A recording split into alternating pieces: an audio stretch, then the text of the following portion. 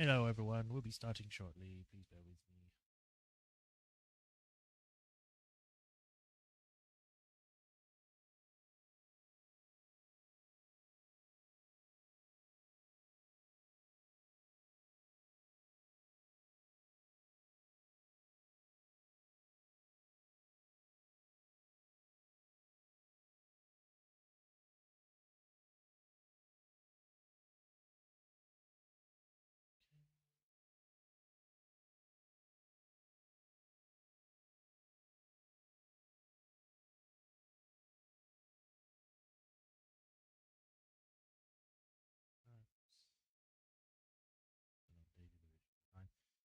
Alright, that's all saved. Close that. Connection seems to be okay. Sounds are picked up. Everything seems to be alright. So let's begin. Hello, everyone. Welcome. Welcome to another stream of the Great Ace Attorney. Whoa! We had left off last time, starting the last episode where Gina was getting a coat from a pawnbrokery. And we had to try and sort that out because another guy came in saying that the coat was his. Turns out it's not his because it didn't even fit him. And he just wanted the disc, and he was actually a thief himself. Why he wanted it, we don't know. But we also found out that the coat belonged to McGilded. And apparently he has a weird disc, a music disc. We don't know what it's for or why he wanted that thing. But we managed to get it back from him. The police were called in because apparently the pawnbroker has a system in place to call or contact them to come and help, because there's apparently been a spate of thefts for other pawnbrokers. So yeah, they've had those installed. They came in, they were about to arrest him, and then he just literally pirouetted away, and then and then they had to chase after him, and then we got kicked out, and that's pretty much everything. I don't know what's going to happen next, but going by what Rappertron is said right now and before, it's apparently going to get really dark. But I guess we'll find out. Other than that, I think that's everything. So let's get over to the game and see what's going to happen. Ooh. I don't know why I'm talking like this. Is it going to be spooky?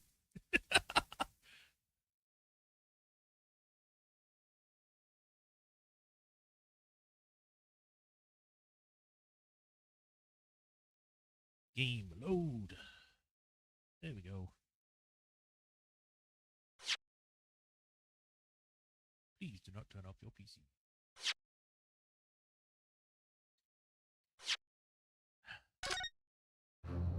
Ooh. There's the pawnbrokers. Shown on there. Yes. Stream again, so it keeps up to date. Okay, show up on there. Everything seems to be okay. Let us go. Continue.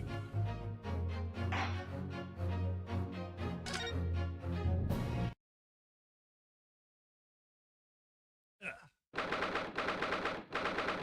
15th of April, Baker Street.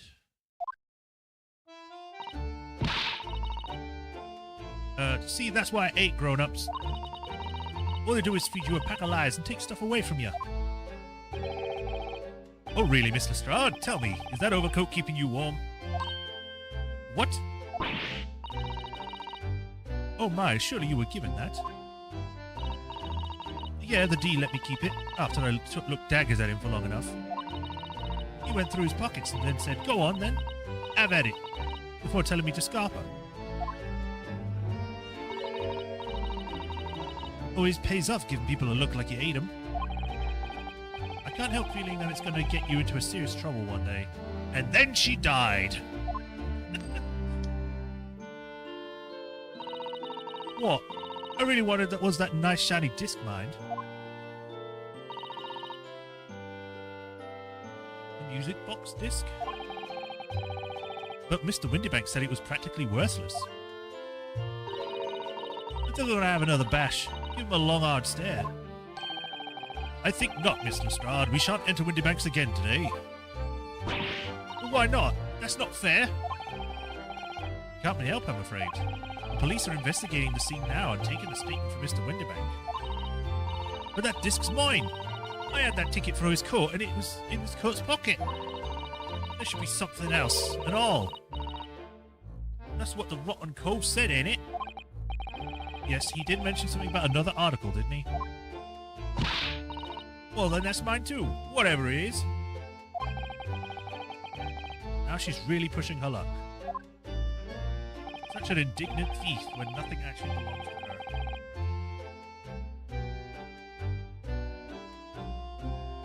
Mr. Strahd, I think it's time to admit defeat. You have had your haul for the day. Yeah, and it's all your fault, Sholmes. So what are your plans now? Will you dine with us in this evening? Eh? Iris would be delighted to cook, I'm sure, and I might be entertain you with a modest violin recital.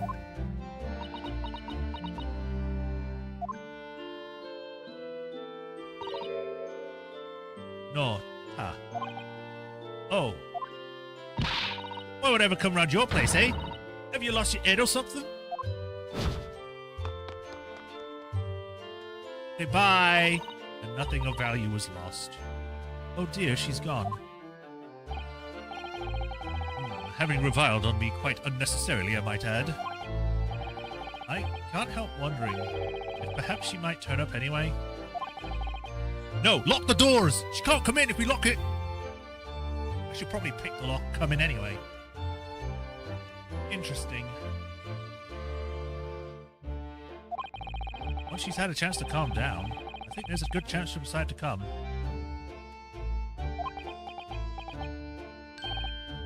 Very well then. I'll inform Iris to set a place for our potential guest at the dinner table this evening. And one more thing. I should be glad of your company later too. Sorry? I believe I will have a rather splendid surprise to show you. A gun! Oh, how exciting. What is it? You shall have to wait and see, Mr. Zato, until later. Then. How do I read it like that? Until later, then.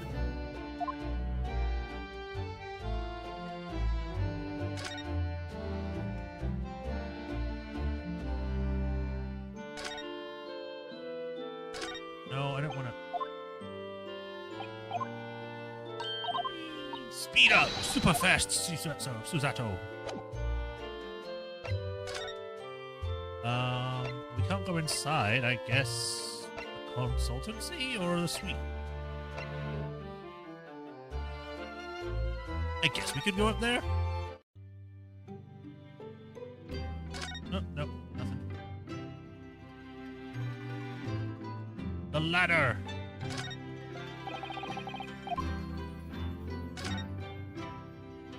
Can I look at this yet?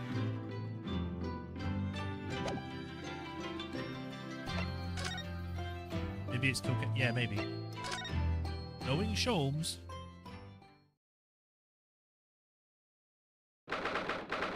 15th of April, 3:46 p.m. Sholmes Suite. Were we inside that freaking pawnbroker's for like hours? I thought we literally only had breakfast not too long ago here. Or tea. I'd have to go back and look at the times. I thought it was much earlier. I guess we were in there for like 8 hours. Ah, Susie, you do know. Come in, come in. Good afternoon, Iris. So much for breakfast this morning. Oh, don't mention it. Goodness, look at the time already. Busy as always? I am. I'm preparing everything for dinner this evening. Already? Obviously cooking something special, are you? Oh, yes. After all, we... click the skip button. After all, we have a special guest joining us. Go on. Guess who it is? You'll never guess. Look at those little eyes of hers shining. Oh dear. It is awkward when you already know the answer, isn't it? It's Ginny. Isn't that exciting?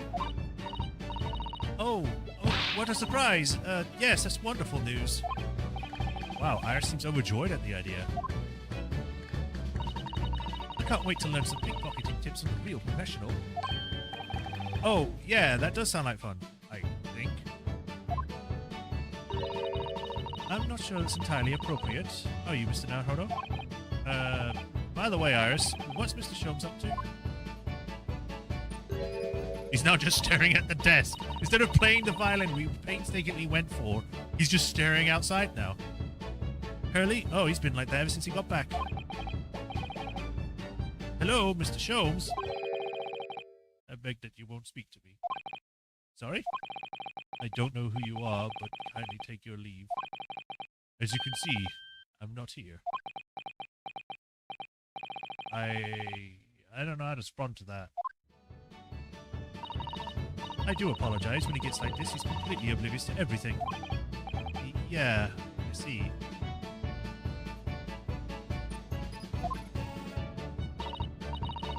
Really, he behaves like a child sometimes, Hurley does.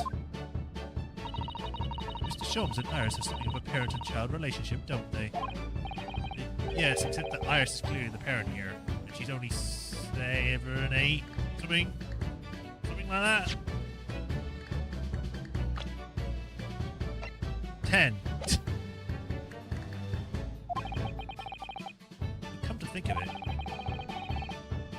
I wonder where her real parents are. What's the matter, Uno? You've ever such a funny look on your face. Oh, no, it's nothing. I know what it is. Why does this girl live here with Mr. Sholmes? You're wondering. Am I right? How? How did you... Oh, Runo, I can read you like a book. I think everyone can read you like a book. Ugh, this girl is dangerous. Don't worry. You can ask me anything, I won't mind.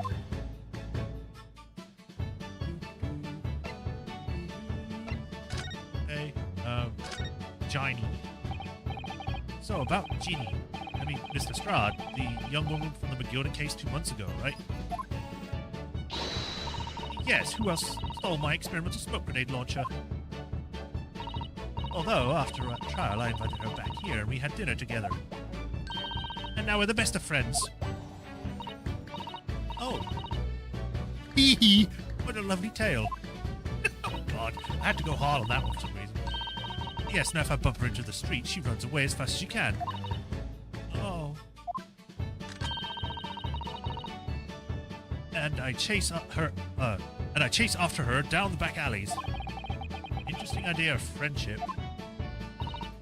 And then I let her have the latest color of smoke grenade I've developed. Oh. Wow, she does not forgive. You stole my grenade launcher. I will now terrorize you for the rest of your life. There are so many beautiful colors in the world. Ginny wants me to make a whole rainbow. I suppose this means you've let Mr. Strahd keep the smoke grenade launcher, have you? Yes, that's right. I got bored of it anyway. Hurley always reacts the same way when I shoot him with it now. Or Hurley. Ooh, I can't wait for Ginny to arrive. It's been too long since she last came over. So excited. I just hope she actually does come. Why? She's been nothing but mean to you. Why would you want her to come round regardless? I'm sure you would be wondering why it is that I live here with Hurley, haven't you? Well, it has crossed my mind. And where are your real parents? Where are your parents, child?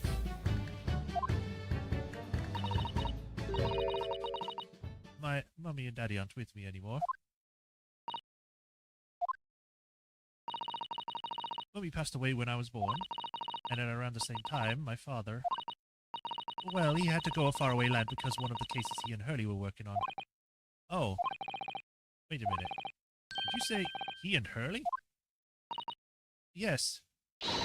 Daddy and Hurley were always solving mysterious cases together. She didn't mention that before. He wrote them all up in his diaries. That's what's in the metal chest over there. Really? You recorded them all? So, you mean it's true, Mr. Sholmes really did have a partner with whom he tackled some of the most taxing cases? Oh, yes. I mean, it's always nice to have one, isn't it? So, Mr. Sholmes' partner was your father? Exactly. What if they're going off the, thing with, like, you know, Watson, and I think he had a wife at one point. I think, what if they're going with that, but instead of, you know, them just getting married, they also have a kid? Because I can't remember the entire story of Sherlock Holmes. I'd have to, like, read all the books. Literally, the only one I remember is The Hound of the Baskervilles. That's the only one I read.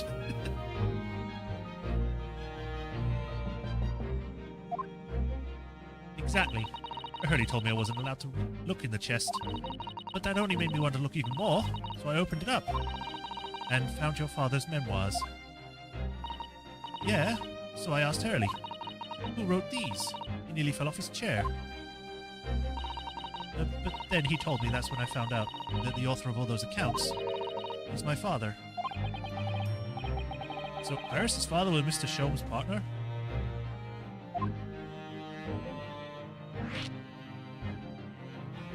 Iris' father? I've practically lived with Hurley all my life. I mean, you're only 10, so that's not that long. I was tiny when he took me in. You're still tiny, so it came as quite a shock. When Hurley told me he wasn't really my daddy, I mean, it must have done. What is with, I just realized, what is with like the Ace Attorney games and having adoptive children? It's like, oh yeah, I'm not actually your daughter, I just got adopted. So I'm not going to actually consider you my father. No, I adopted you, you're my daughter or son or whatever. People's fat parents cannot stay alive in anime games. It just proves it even more. It must have done. I wonder why Mr. Sholmes chose to tell you at such a young age. Hurley says it's because he wouldn't have been able to hide it from me. Oh? Well, having lived with Hurley all these years, you might say that his ways have rubbed off on me. There are some things I can just see. Especially lies. I almost know when people are when people are lying before they even open their mouths sometimes. Right. Anyway, I was so fascinated when I read Daddy's diaries. That's what inspired me to write The Adventures of Sherlock Holmes, actually. I always assumed Mr. Sholmes simply told you all those thrilling stories. Oh no, Hurley's hopeless like that. He forgets everything. As soon as he solved the case, it's all but vanishes from his mind. I mean, that was proven true when he literally had to be reminded of the case on the boat. He didn't even know who we were. Oh, I see. The other day, he was so embarrassing. As usual, he totally forgot about the case he just solved. So the very next day, he gathered all of the people involved and proceeded to solve the case again. It was quite a shock for everyone. If you say that again. So, gather around, I need to do this again because I've already forgotten what I said. You, sir? You are the killer. I know, I was about to go to prison.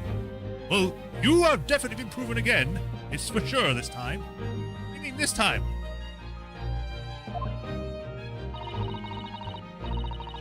You share your father's surname, don't you, Iris? That's right, Wilson. Daddy is Dr. John H. Wilson. There you go.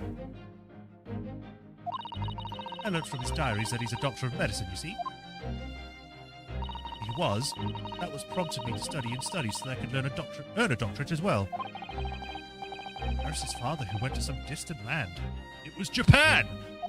And then he died there! Or maybe that's the secret mission that Kazuma's on to try and get her father to come back because he can't go back because of some contrived reason, like maybe he's exiled or something. And he's trying to prove that wrong. But now he's dead, so that can never be proven. There's a doctor by the name of John H. Wilson. The court will now hear the trial of Ryunosuke Naruhodo. I can't remember what voice I gave him. I know it was deep, but I don't remember how deep. Kindly state before the court the name of the victim in this case. The victim's name was Dr. John H. Wilson. Oh, the guy that died! That's right, visiting professor of medicine at Imperial Yume University.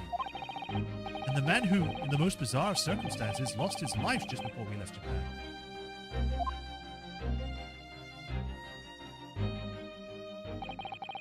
Miss Susato. Yes. Perhaps we shouldn't pursue this conversation any further at this time. I think that would be for the best. Oh, my dear fellows, how good to see you. Mr. Sholmes. What? Why ever did you not make your presence known to me before? Well, no matter now. So, how the devil are you? We've been with you for most of the day. Goodness, really? But do tell, Mr. Sholmes, is your violin unscathed? My violin? Whatever are you talking about, dear madam? Oh, and never mind that now. I have something far more interesting to show you. Behold, my dear fellows. Oh, another music box disc. No, not another disc, Miss Susano. This is the one Gregson demanded we hand over as evidence. Mr. McGilded's disc. You just stole that? Okay. Oh my. Then what's it doing here? You know, at times, Mr. Naruhodo, I think that though I have been an undeniable term of detection, I may well be more adept at larceny. Ooh, that would be wonderfully exciting. I'd be your pickpocketing assistant. And Runa could be your go-to lawyer if we ever get caught. I'm not going to defend you. I only defend the innocent. You will be actually convicted. Right. Plus, Susie has such beautiful handwriting, she could write all our menacing crime notifications. Yes, I'd be delighted. I'm just going to pretend this conversation never happened, I think.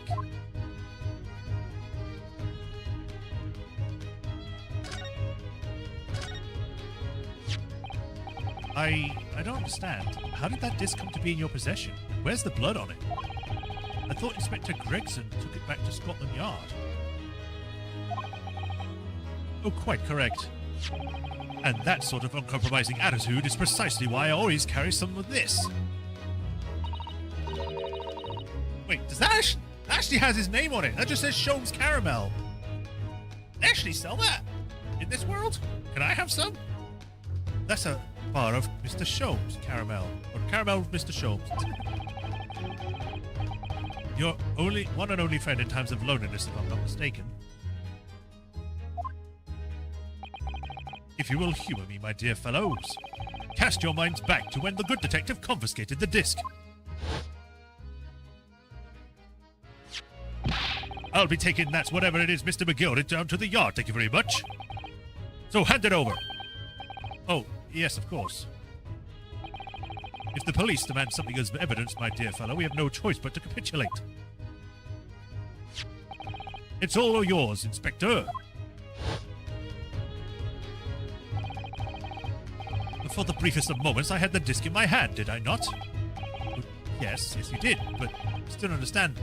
Didn't he literally make another disc from memory? It was precisely that moment that I summoned my one and only friend into action. I pressed the disc into a pair of bars, like this. Oh my god. Okay. That's amazing. The disc and all the minuscule protrusions have made an image of the caramel. Indeed, the caramel is quite exceptional. I developed it myself, you know. Suitably soft for making impressions, but resistant to melting. The result of a precisely controlled solution. How extraordinary. Extraordinary, as some would say. Carrying a pair of these on one's person frequently proves very useful indeed. Take a house key, for example. A simple press and its unique form is duplicated. And I can enter anyone's property at will, and never without high sucrose nourishment. Yes, sounds illegal. From the image, I was able to create this. I confessed I was most curious to know what manner of music would issue from the disc when played. Only 2 people in chat. There's actually 3 people, but I think one of them's from Twitch. So, hi Twitch! Welcome! Hi everyone! Again. I will confess that I'm most curious to know what manner of music would issue from the disc when played.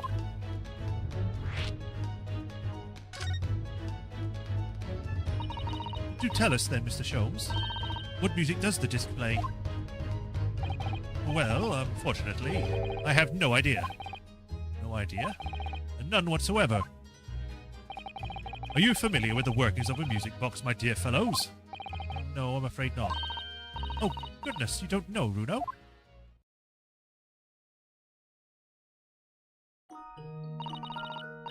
Inside a music box, there's a special metal piece called a comb that produces the sound. Small protuberances pluck the different teeth of the comb as they rotate past it, making the different notes. The first music boxes to be invented were a rotating cylinder with the protuberance on it. But over time, a new type of player was produced, which used discs such as these. With that development, the popularity of music boxes spread far and wide, all around the globe. Why exactly? Because the discs are easy to produce and can be interchanged to facilitate the playing of different tunes. And there are a great many firms in Europe now manufacturing music boxes as a result. It is wonderful to be able to enjoy music even when no performer is present. But it is the very success of the invention that means we are now presented with an insurmountable problem. What do you mean? As you may imagine, the construction of one's firm music box does not match that of another. And we have no way of knowing in which music box this particular disc was designed to be played. There is no resolution to this problem, I'm afraid. It's quite intractable. Ah, I see. So that's why... And naturally, I tested the disc in those few music boxes. I nearly called them moxes. Music boxes I have at my disposal. Ooh. But as you can hear, to no avail.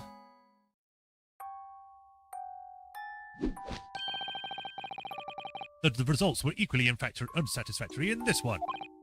So, I am presently engaged in acquiring an example of the music boxes ever made in Europe. Every single one? That's Hurley for you, always taking things too far. But my dear girl, an unsolved riddle is quite repugnant to my constitution. But surely all the different types of units will amount to a very huge volume of music boxes, won't it? Yes, that is certainly true, in the worst case. I shall just have to ask you to vacate the attic room. What? But that's my office, you can't do that.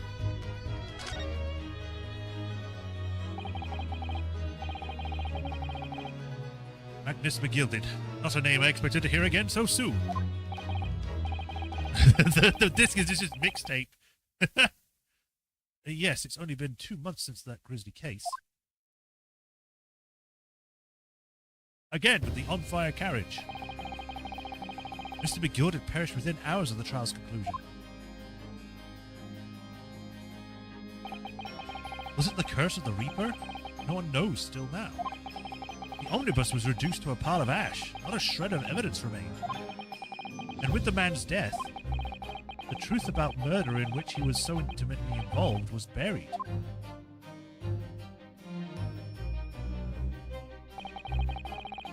Even though we successfully established Mr. McGilded's innocence in the trial, the newspaper is still claiming that it remains an unsolved case.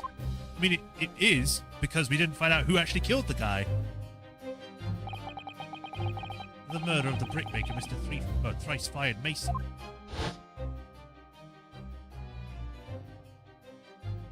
Turns out this is the real killer, this guy!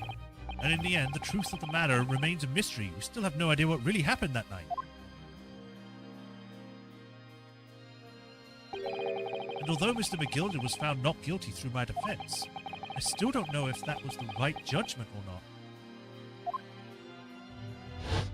He's part of a secret cabal that secretly controls London.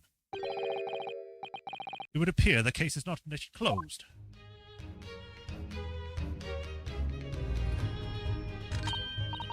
Well, it's time I started to get things ready for dinner, I think. Ginny will be here before long. Thank you, Iris.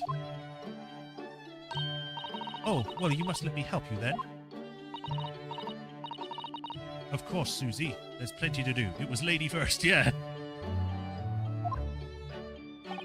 I think I shall investigate the condition of my faithful performing partner. And now then, where did I leave it? Let this be a lesson to you, Mr. Sholmes. Never leave anything too precious with the pawnbroker. Yes, you may be right. Oh, that reminds me of something Mr. Moondybank said before. He said that he had a manuscript of Iris's in pawn, didn't he? Did he? Yes, he definitely mentioned it. Mr. Sholmes' latest tale of otherworldly mystery lies dormant in the storeroom. His words, I believe. So, you heard about that, did you? I expect you were as incensed as I was. Oh, yes, the idea of such a wonderful story languishing in Mr. Windybank's storeroom gathering dust.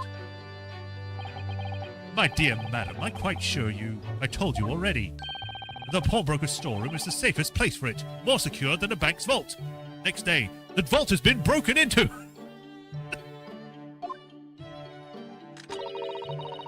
And what about the Stradivarius, Hurley? Surely it was that safe and secure?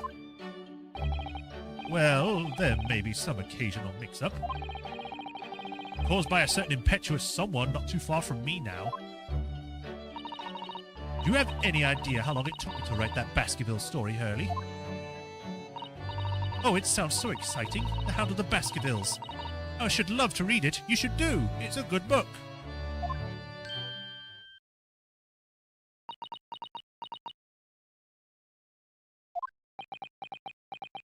What? What did she say?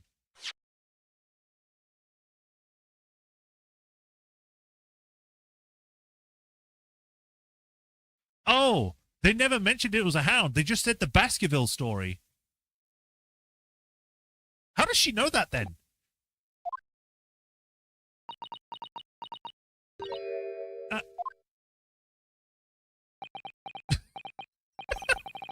What's going on here?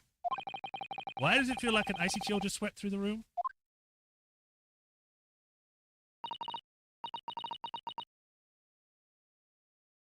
I could get away with it, because for me, I have read the book and it's in the future. Well, it's in the modern times. This is in the past times before it's even released. And in an alternate reality story thing. Anyway, Susie, what did you just say? You said The Hound of the Baskervilles. But how could you know the full title? Well, that's... Gotta go! That's because Mr. Zato is such a great fan of all the stories about Mr. Sholmes, of course. But, Bruno, The Hound of the Baskervilles has never been published. What? When I showed Hurley the manuscript, he told me that I wasn't allowed to publish it yet. I don't understand. And that's why he said that he'd keep it safe. Until it was the right time for the story to be made public, you see. So that's why the manuscript is at Windybank's. And yet, how could Susie know its title? Well, Hurley, what's going on?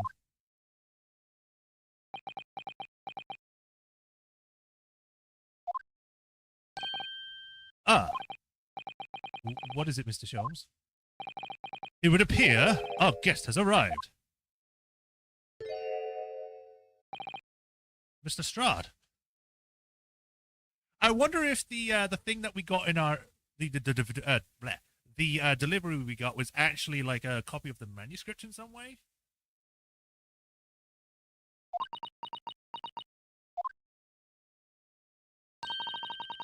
This was a bad idea. I knew I weren't welcome. I'm going. No, wait, Mr. Strahd. Get back here! All been eagerly awaiting your arrival. Haven't we, Iris? She came at possibly the worst time. Oh yes, just wait there, Ginny. We'll have everything ready in a jiffy. Come along, Susie. Right, of course. It's a pleasure to see you here, Mr. Strahd. Please make yourself at home. Don't stand in the doorway, my dear girl. Come along in.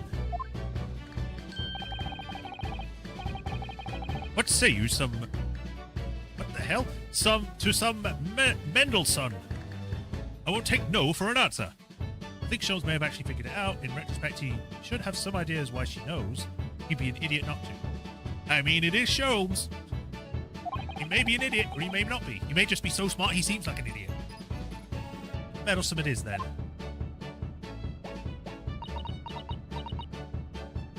I guess you could come in as the black sheep of the family. Come on. And now we got the cats back. Yay.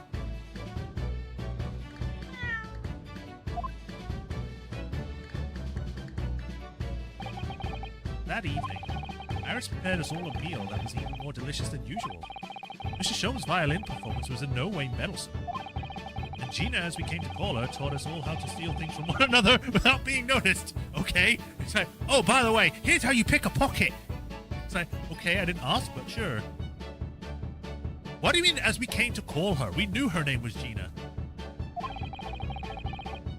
Everyone thoroughly enjoyed themselves well into the night. We had a Sunday roast. Yes. 15th of April, 9:34 p.m. at Naruhodo's Legal Consultancy.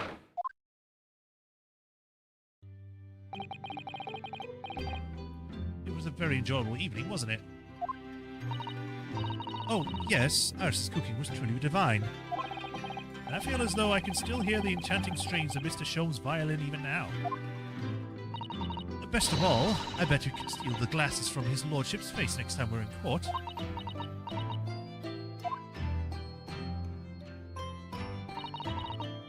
Naruhodo-san, could I consult with you about something, I wonder? What's the matter, Suzato-san?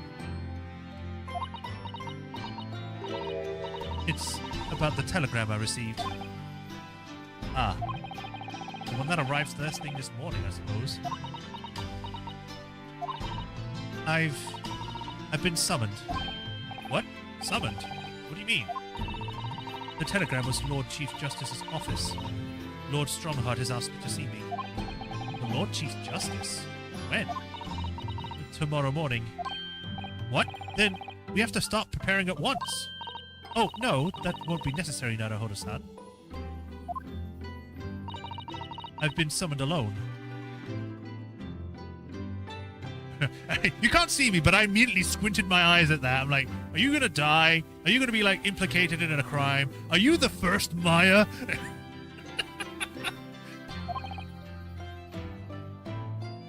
Alone? What on earth for?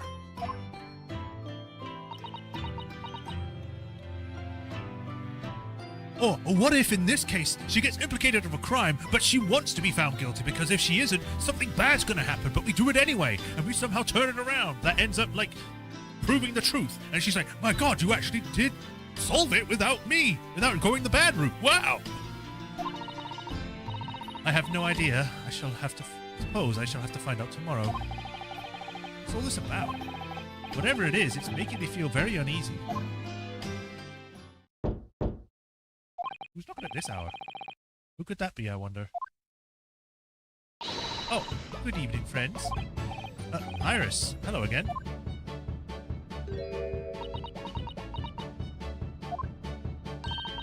And Gina, too. Yes, Gina's going to stay with us tonight. She's going to be sleeping with me. We're going to share a room? Oh, God. Just going to keep hearing explosions down there.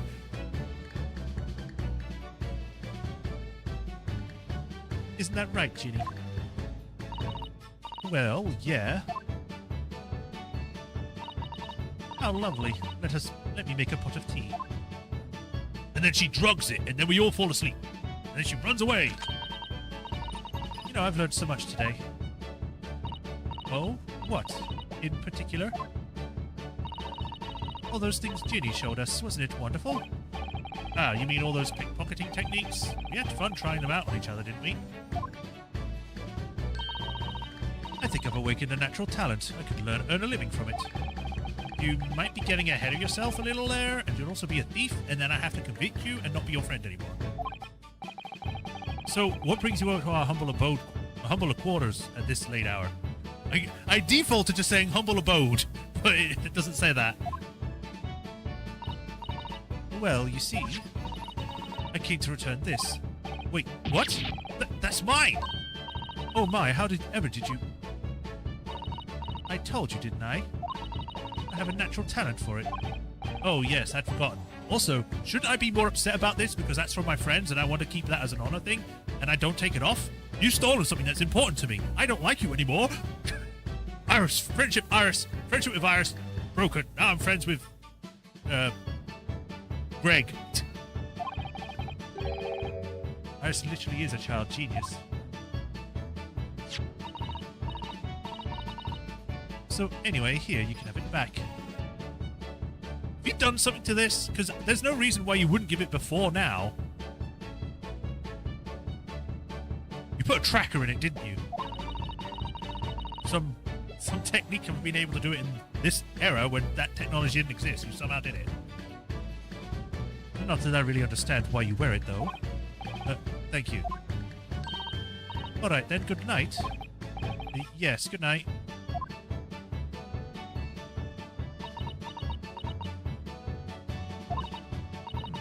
So, this is your office, is it? What do you think, Ginny? I think I wouldn't fancy my chances with a lawyer who lives in a place like this. Yes, me too. It seems as though Iris here still has something she'd like to talk about. I suppose she probably wants to talk about the manuscript. She mentioned a telepathic tracker for the gun. Yeah, I guess she did. Yeah, I suppose she probably does. Ooh. New music! It's a nighttime theme!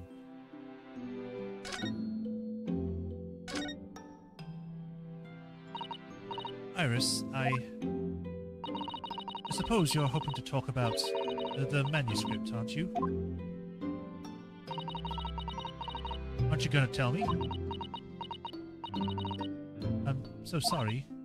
I need a little more time, please. What do you mean a little more time? You either just snuck a look at the manuscript or you stole it? I don't know. I don't know why you need time to talk about it. Alright, I understand. I don't! Makes no sense, but okay. I hope I haven't made you feel awkward. Oh no, not at all, Iris. Not at all. What name? Iris just strangles her. I don't know what all this is about, really, but... It's a story you made up, is it, Iris? That mantle script or whatever you call it? It's not exactly a story that I made up, it's something I read in Daddy's diaries. Daddy's? That's right, I don't suppose I've mentioned it to you before, Ginny, but my daddy was Hurley's assistant once, his partner. Eh? They solved all sorts of strange and mysterious cases together. Is that right, mister? I mean, yeah, I only found out a few hours ago, but yes. Apparently so. I was surprised as you are, though. And Daddy wrote all the details of every single case down, you see, in his diaries. So I study them and write my stories based on what actually happened. So, where's your old man now, then? He had to go away on urgent business to a faraway land, and he'll be gone for a very long time. So, I've never really met him. Oh, right. You know all about that, Gina, don't you? You have no parents because you live on the streets. That was so mean. I'm sorry. Come to think of it, I don't know anything about Gina's parents either. Perhaps we should ask her. How about you, Gina? Do you have no parents? Oh, that's weird. It usually comes up with the next one when we mention stuff like that. But I did want to present something first, so I can probably say, like, hey, this is important to me. Would you mind if I showed you this, Iris? It's just a boring old thing, really, but... Oh, I don't really like boring things. You stole it from me. Ah. Looks like the Japanese modesty is really misinterpreted by young Western children. I mean, who does like boring things? No one wants to be shown something boring. Come to think of it, you're always introducing things with, this is boring, but it's a bad habit, you know, you should stop it. Wow! She's just straight up telling you should stop that. I'll be sure to let the entire population of the Empire of Japan know on my return.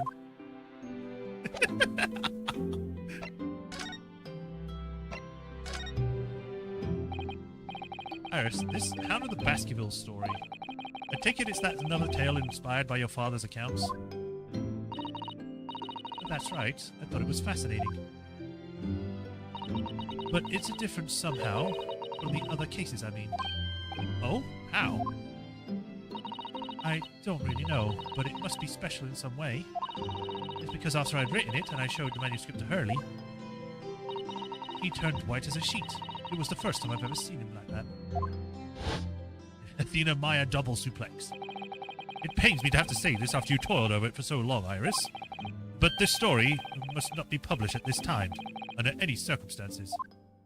But why not? It's one of my best works. I'm not at liberty to say. Not now, so please, do not ask me. Alright then, I won't. But I do solemnly swear that I would explain everything one day, Iris, when the time is right, in the year 2010, or whatever. We'll be long dead by then, but we'll reincarnate with you so I can tell you. And that's how the manuscript came to be with Mr. Wendybank, is it? Yes. Hurley said it had to be somewhere very safe. That really gets my goat, that does. He's treating you like a child. It's mean what it is. Keeping secrets like that. I'm sure Mr. Sholmes isn't trying to be mean. Eh?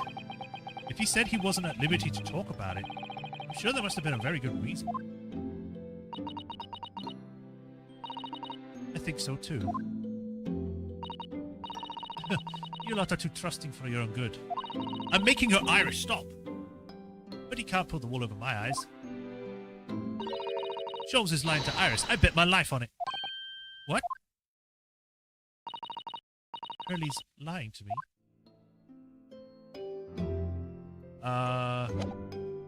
I guess I have to look around.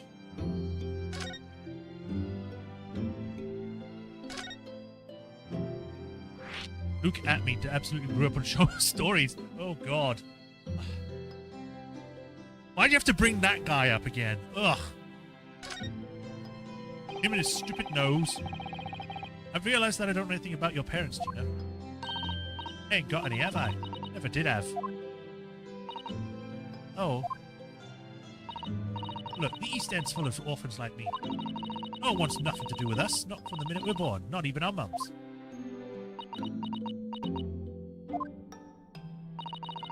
We all stick together. The older ones look after the little ones and make sure we get by. So that's why you're a pickpocket.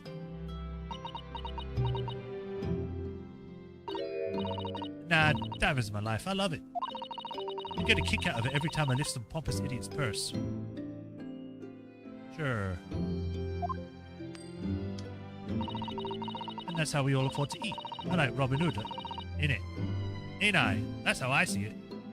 You're not robbing to the rich to give to the poor, though. You're robbing from the rich for your own gains. That's completely different. Oh, Gina. I do think about it sometimes. What it'd be like to have parents, I mean. I always thought it'd make everything right. But I've listened to what Iris just said. It sounds like having parents ain't always easy either. Oh. I mean, if you know you never had them, you don't feel like you always wanted to meet them.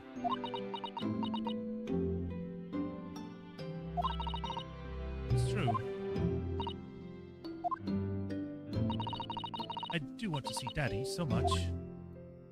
Oh, Iris.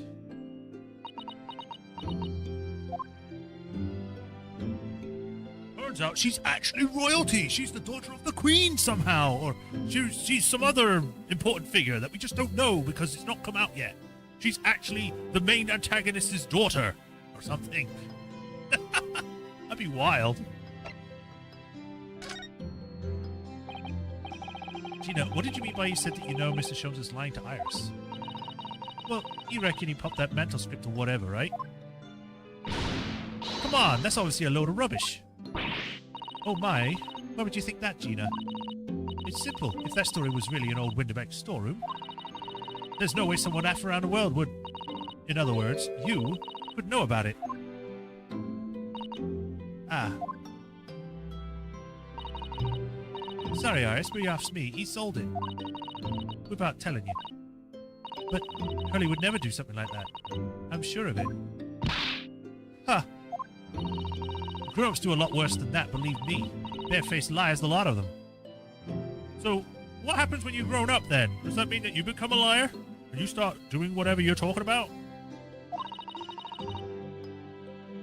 You'll guess the entire plot someday. I always somehow do it. You just ain't realized it yet. That's so mean. I'm telling you, that mantle script ain't at Winterbanks.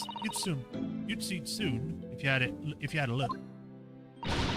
Even if you think you could trust him, I don't. That Sholmes is a liar like the rest of them. If I'm honest, I have wondered if Hurley's telling me the truth sometimes. See? Oh, but I don't mean that I think he sold it. I mean that sometimes I wonder if he might have hidden my manuscript somewhere I don't know. Even though it's wrong of me to doubt him. Don't be too hard on yourself, Iris. Gina's gonna break into the pawnbroker's to show her that it's not there. And then she gets convicted of murder, or she burns down the building somehow by accident. Gina is only a few months away from being 18, so we'll see. Yeah, it's like that moment from like the Goofy movie where he has that horrible nightmare of turning into Goofy. It's like as soon as she hits 18, she like becomes this evil monster. She's like, I hate children. I will destroy them all and take their things. I'm just imagining an evil Gina. Oh my god. Oh my goodness, look at the time. Come along, Jeannie. We should go back downstairs. Yeah, all right. And please don't mention any of this to Hurley, will you? Turns out Herlock was just down the stairs listening in the whole time. She hits 18 and immediately becomes Eddie Guerrero? I don't know how you say that, and I don't think I know who that is. No, of course not. Good night then, Iris. Good night, Gina. You must let me make breakfast for you tomorrow morning, I insist. Oh, yes, please. I can't wait, Susie. Good night, then.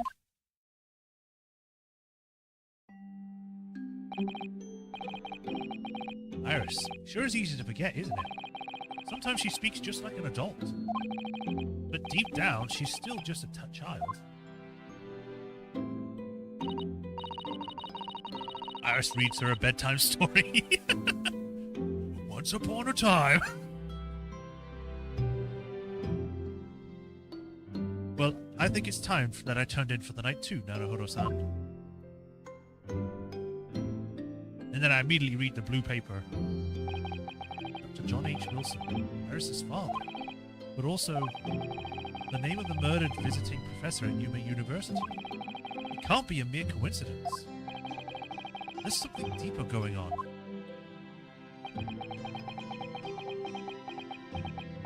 He's a legendary Hispanic wrestler? Oh, okay.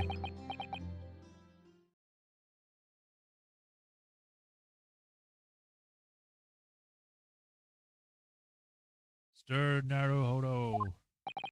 Mr. Naruhodo. That voice. That's Mr. Sholmes.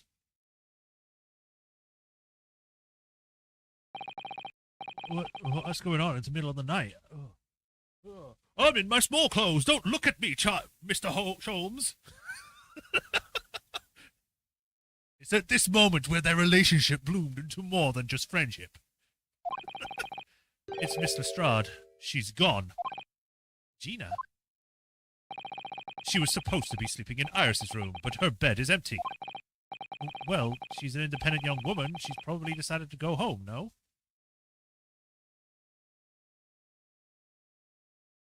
His main gimmick before his tragedy was always cheating to win. His theme was literally, I lie, I cheat, I steal. Oh, okay. I think not. From speaking to her before she retired, I received the distinct impression that she was looking forward to breakfasting with Miss Susato. No, I don't believe the girl has gone home, but I've been waiting for her now over an hour now. Over an hour? Oh. If you'll indulge me, look out of the window, my dear fellow. What's this about? It's nighttime. There's a light on in the pawnbrokers. Wait a minute. Why is there a light on at this time of night? That's Mr. Windybank's pawnbrokery. Mr. Windybank's. Oh no. Oh no! It's simple. If that was really in old Windybank's storeroom, there's no way someone from half around the world, in other words, you, could know about it. Sorry, Iris, but if you ask me, he sold it. Without telling you. In flashback, she suddenly becomes very illiterate and can speak fluent English. Could Gina have gone? It seems you have some knowledge of the situation, Mr. Naruhodo. Sorry? Oh, no. No, not really. Well, anyway, we must investigate. At once. Miss Susato, how did you hear all this? Why are you up? She steals the manuscript when we go inside. 16th of April, 1:14 a.m. Baker Street. The door to Windybank's, it's open. And the lamp is burning. It must be Gina, mustn't it? Also, were you sleeping in your kimono? Because it takes a long time to put this on from what I know. Like, you have to have at least another person to help you in it. Doing it on your own is going to take like an hour at best. Or half an hour. Must be Gina, mustn't it? But let us hope it's nothing more sinister. What? Come, there's not a moment to lose. Clearly something is afoot inside.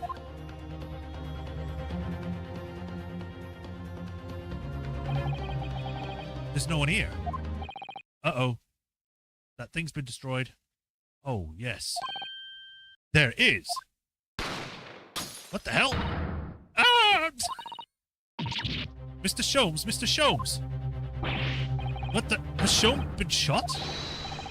Leave me, Mr. Naruhodo. But after them, go. Right.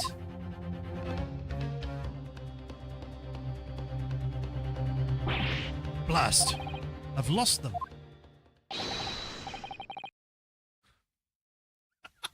I have to put on the stereotypical British voice now for this policeman.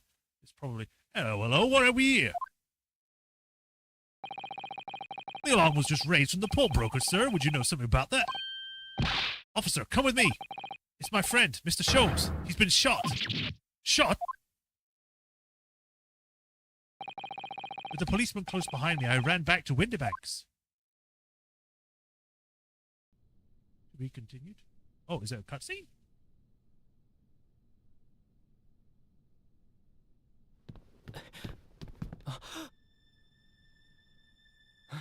Mr. Sholmes! Mr. Naruhodo! How bad is it? Never mind me, but there's much at stake. Behind that door. In the storeroom. Hurry! Surprisingly, there's no blood, considering he was shot. He should be.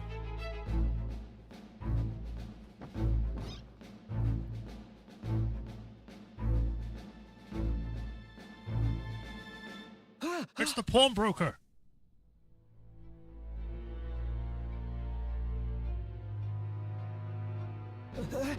It's Gina!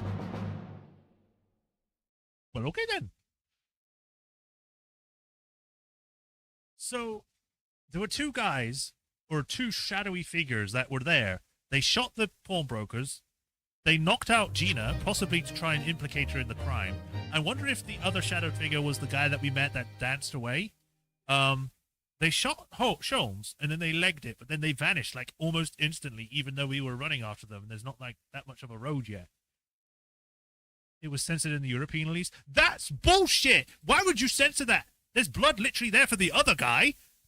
Show some blood on the guy that I was actually shot as well.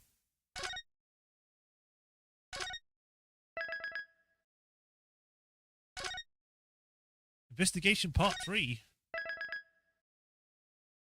Gina is so small. I mean, yeah, I guess. Bang. Ah! You'll be alright, Mr. Naruhodo. After them, go! Again. The door. Behind that door, in the storeroom. I'm trying to make it pause, but it's not letting me.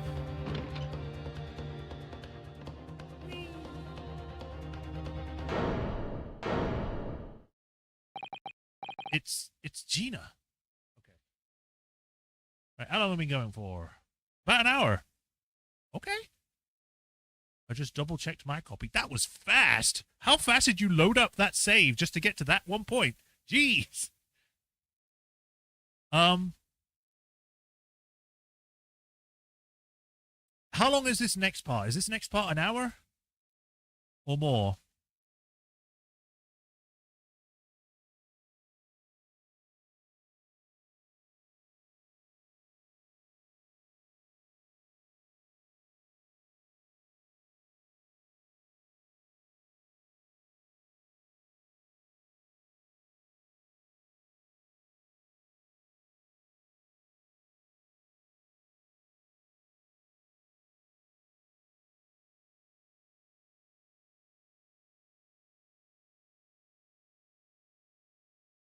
I can continue? Okay.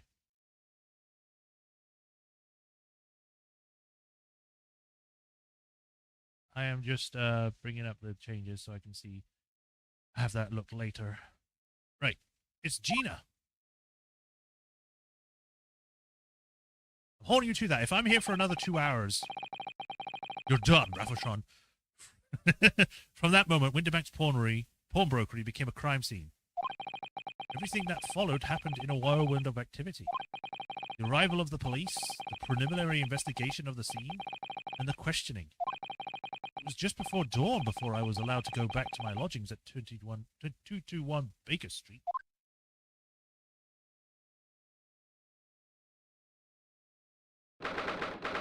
th of April, 6:21 a.m. Naruhodo's Eagle Consultancy. Oh, hi. Oh, Iris. A telegram came, but all it said was, wait at home. Oh, yes, we asked one of the policemen to have it sent. It was simply impossible to come back. When I woke up, I was all alone. Hurley and Ginny were gone. Everyone was gone. We can't talk like that. I'm your sponsor! What happened, Bruno? Oh, Iris. She's trembling. She's obviously trying very hard not to let herself get too worried. I'll explain everything that I know. Something awful has happened, hasn't it? Yes, I'm afraid so. You want to look at my badge? That'll make you happy. Steal it again. I'm sorry to have to tell you this, Iris, but Mr. Winterbank is dead. He was shot. We discovered it in the early hours of the morning. Oh, yes, I had a feeling. You did? Well, I saw other police carriages pulling up outside the shop. So I knew something must have happened there. She looks so sad. Why does she look so childish at this point in time with this face? Stop it! Stupid empathetic things! Go away! Die! Stupid empathy. When we entered Winterbanks in the small hours, we disturbed a gang of 2 thugs. They ran out into the street, and I chased after them, but they got away. So it was one of them who shot old Mr. Winterbank, I suppose. I don't know, but that's not what the police believe at the moment. Oh, why not? They arrested someone else as their prime suspect, you see. Gina. Ginny? But why? Well, the thing is... No, Ginny wouldn't do something like that. I know. None of us think she did it. But then why have they arrested her? I'm sorry. There was nothing I could do. She was also in the room. So, where's Hurley then? Is he still there investigating the scene? He really ought to have some breakfast. He's not good for him to miss his meals.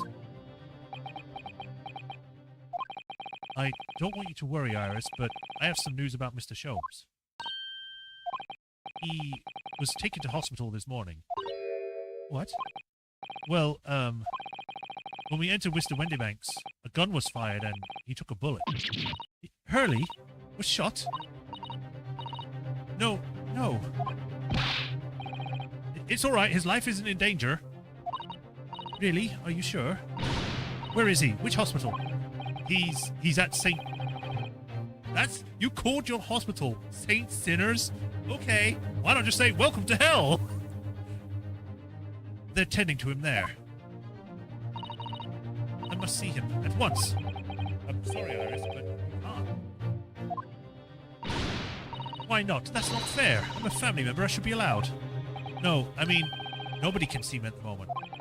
He's not allowed any visitors. They're preparing to operate, you see. To operate?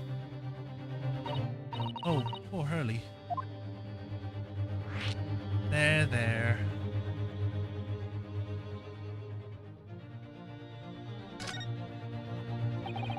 It was the two thugs who were at Mr. Wenderbank's shop.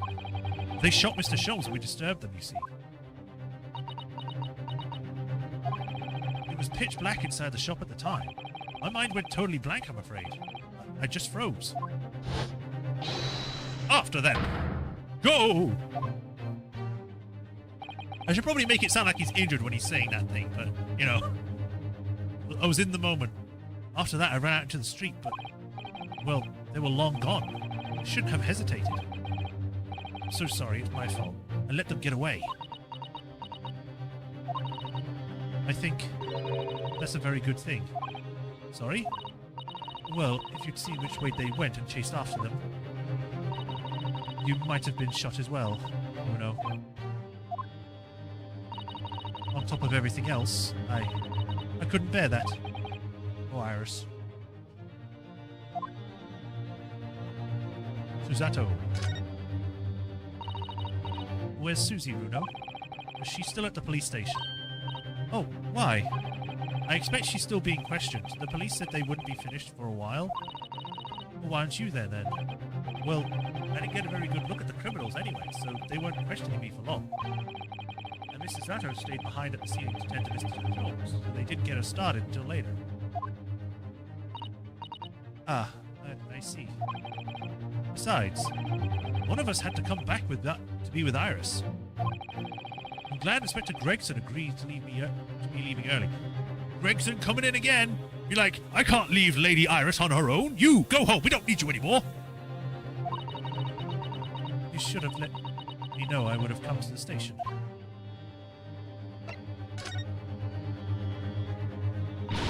I don't understand why they arrested Ginny. It's not fair. What about the two thugs that were at the scene? Why aren't they the prime suspects? After all, they shot Hurley dead, didn't they? No, I mean, Mr. Sholmes isn't dead, Iris. This is also horrible. The thing is, Mr. Winterbank was found on the floor in the storeroom where he keeps all the deposited articles. And the storeroom door was locked from the inside. I see. But he wasn't alone in there. Gina was found next to him on the floor as well. Oh no. And according to the detectives who investigated afterwards... Don't tell me. There was no one else in the room? Yes, exactly. How did you know? It's the only explanation. It's a locked room mystery. We had a false one before, and now this one is another situation exactly the same. Yes, the only explanation indeed. What do you mean by that, Bruno? Well, what can I say? I'm damned if I agree, damned if I don't.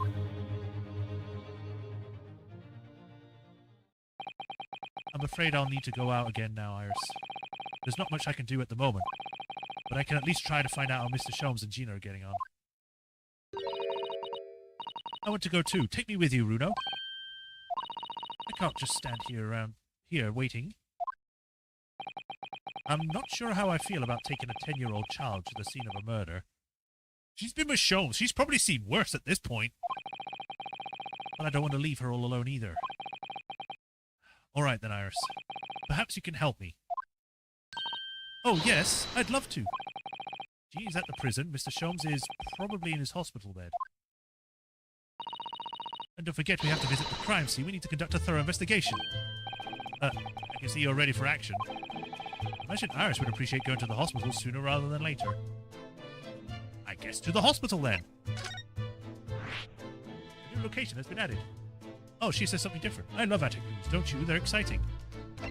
It's always a bit quiet when Hurley's not around. This place feels different normal today for some reason. You know, I think a visit to this place would be a good idea. I haven't been to this place yet. Don't forget to take me when you go. Well, hospital first.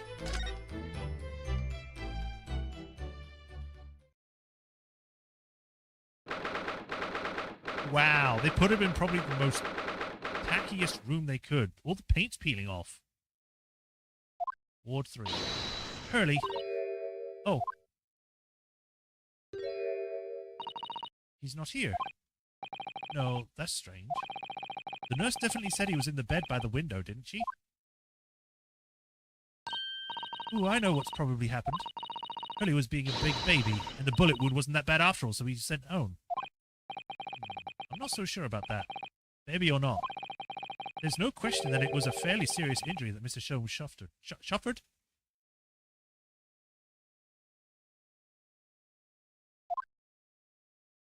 It's about as long as the last segment. Okay. Oh. Hello, hello, what do we have here? It's you again. This ward is off limits, no visiting. What are you doing there, eh? The fact that you've shown up twice and you're the same person makes me suspect that you're actually one of the guys that shot us. Or shot at us. Well, I'll have you know, we're Hurley's next of kin. Eh? Oh, well, begging your pardon then, ma'am. A little lady and curious Eastern gentleman. The great mystery solver is a mysterious family, eh?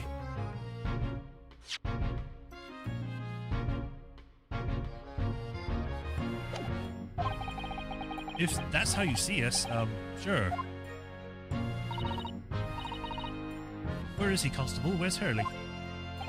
I believe he's currently in the operating theatre, ma'am, undergoing an extensive operation. Extensive? It's been several hours since he went in. Oh dear. Is he going to be alright? Well, he doesn't appear to be working, you see. The anesthetic, that is. Oh.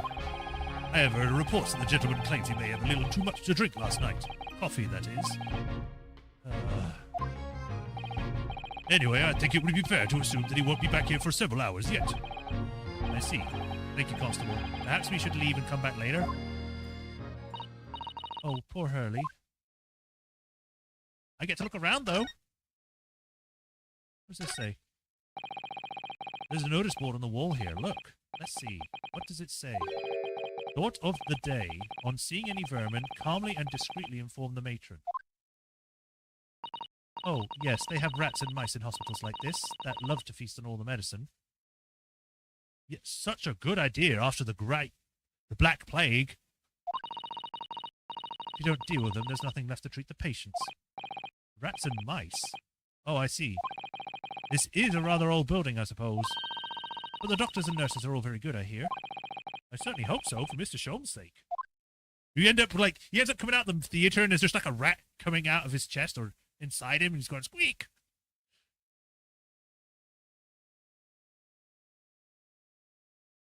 Why is it showing under the bed? This must be Mr. Sholmes' bed. Poor Hurley. I know, it looks as stiff as a board, doesn't it? Oh, I don't think that will bother him. Oh? I often find myself asleep face down on the floor, completely dead to the world. I think I'd call the police if I discovered someone like that.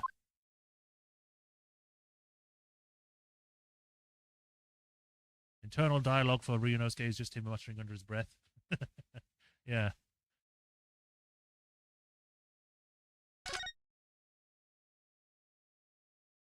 Oh, it's a wash basin. Why do we have 2 wash basins? I mean, I guess there's a spare. I wonder what these are. Do you have any idea, Iris? Oh, haven't you ever seen crutches before?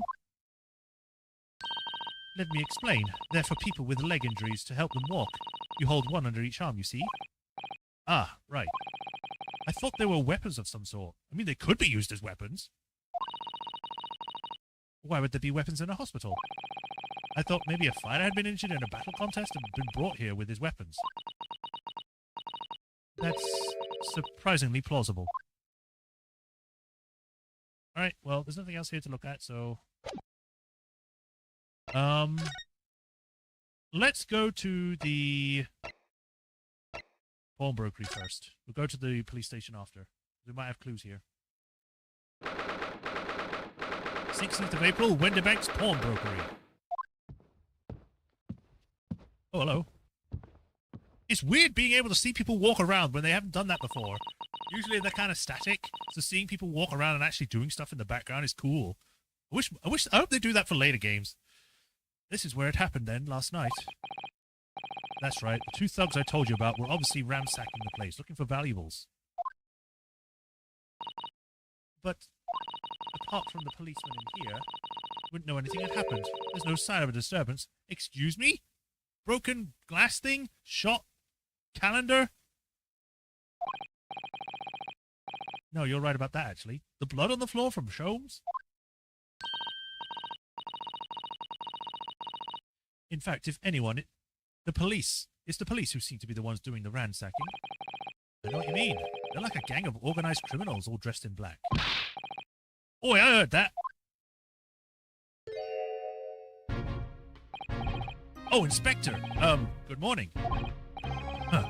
I suppose I ought to thank you for your vigilance last night. We got to the scene before it was disturbed, at least. Shame you let the two rogues get away, mind. Yeah, I'm sorry about that. I thought you'd assigned extra men to the beat around here, Gregsy. Now look, Sappand. Heard he's been injured because you weren't police. There weren't enough police on duty. Your ladyship! No one told me you were coming! I expect you to take full responsibility for what happened to Hurley and see as the very best medical care. Of course, your ladyship! The very best doctors in the capital are tending to him as we speak. And I don't think it's Runo's fault if the rogues managed to escape away, is it? Chasing criminals is the police's job. Absolutely, your ladyship, as you say, ma'am, as you say. Oh my god, they completely changed. I was expecting, you know, something, but not this much. The gent in black is totally blameless. Everyone in agreement about that. Would you believe it? He's like a completely different person with Iris. Talk about personality change. That's what I'm saying. Oh, where are my manners? Are you thirsty, your ladyship? Perhaps you'd like some juice? Some nice refreshing fruit juice? Oh, why? Are you thirsty, Gregsy? I have some of my special herbal tea with me, if you'd like some.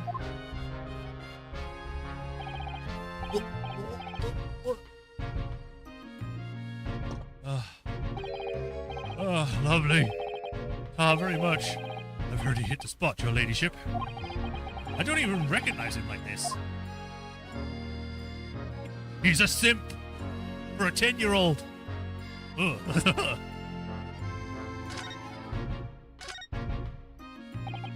So, how is the investigation going, Inspector?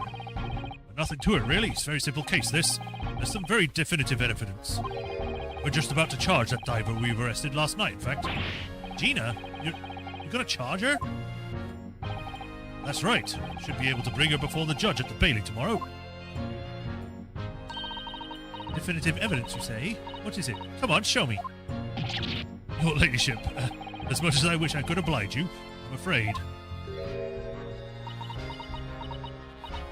Ah, I see. You've already captured the pair of thugs who broke in here last night, have you? I've noticed a few dialogue changes, have you? Iris basically writes her checks.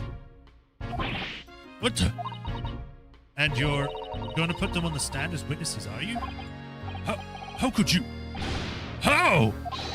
How could you possibly know that? They actually caught them already? I had a feeling, that's all. Remind me never to try to keep a secret from Iris. So, you've arrested two men who shot Mr. Sholmes, have you? Well, yes, they were rounded up pretty quickly by the lads on the beat. So why were you telling me that I made a mistake by not letting them go if your men immediately caught them? And Mrs. Stroud is being held in prison? She should be. That's assuming she hasn't lifted the keys from the jailer, of course. Can you tell us anything about Mr. Sholmes? What's his condition? Sorry, I'm not at liberty to divulge that information. Scotland Yard matters are strictly confidential. Well, I know he's been operated on at St. Sinners. Why can't I see him? I'm family, you know. I'm terribly sorry, your ladyship. It's the hospital's policy. No visiting at all. Iris runs the city. It certainly seems like it. Oh. The bullet must have hit an artery in his midriff. He lost a fair bit of blood, even though it was in the cutscene. There was blood. Oh, no. He didn't seem too bad in the first hour or so. But a hemorrhage like that is enough to make even the one and only Sholmes pipe down. Mr. Sholmes is a human like the rest of us, you know. Well, anyway, he's having an emergency surgery right now. They've got to stop that bleeding. But he'll be all right, won't he? They'll be all able to make him better. Oh, of course, your ladyship. He'll be right as rain before you know it. She owns the queen. I think it's like they're trying to imply the real world thing, or real world situation. Because I believe the person that writes the Sherlock Holmes films, the Sherlock Holmes books were all, he was like knighted by the queen. And I forgot, it's Sir Arthur Conan Doyle, right, that wrote it? Who wrote Sherlock Holmes? Yeah, Arthur Conan Doyle. Yeah, because he was knighted by the queen, because he's called Sir. So, yeah, it makes sense that they would try and treat her like she's royalty because she's kind of the stand-in for Arthur Conan Doyle.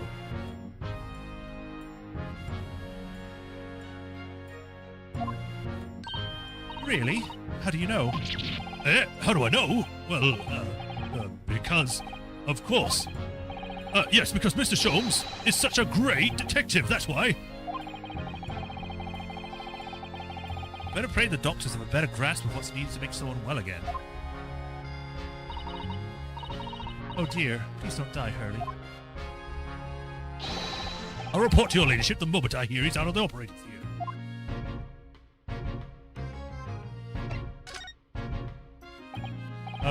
I couldn't help noticing, Inspector.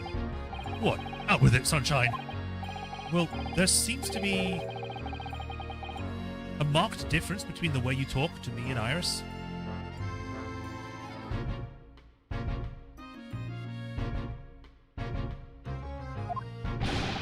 What's the sauce, Sonny? I'm copper. I'm a copper and we don't go in with favoritism. But he's right, you do treat us differently.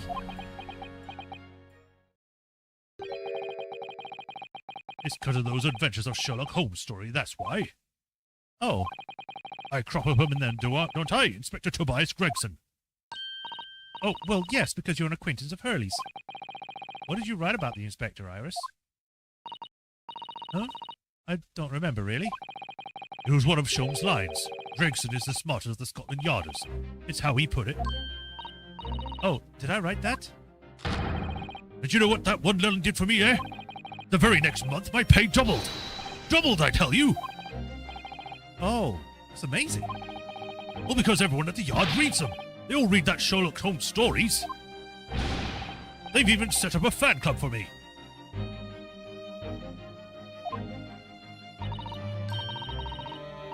Of course, that explains everything. It was around the time that you became such a toady to me. Can you blame me? All it takes is one bad word from you, and Sholmes would change his tune about me. Gregson? No, the great detective would say. He quit. He's getting quite overrated these days. Think about what would happen to my salary if that came out in print, eh? The whole thing gives me the willies. I can't tell you how many nights of sleep I've lost worrying about it. But that would never happen, Gregsy. Every month when the new Runts magazine comes out, my hands are trembling as I turn the pages. Oh, how awful for you. Here, have some of my tea to settle your nerves.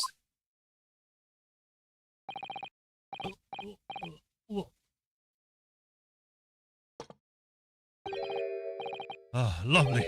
Ah, very much. That really hit the spot, your ladyship. Teetotal? Oh, yeah. There's something I was supposed to talk to you about, actually, Mr. Naruto. Yes, what is it? I've got an important message for you. I clean forgot about it until now. An important message? I wonder what it could be. Don't defend Gina, let her lose. Are you going to tell me what this important message is, then, Inspector? Yeah, it's about that young lady who's normally by your side. Your assistant.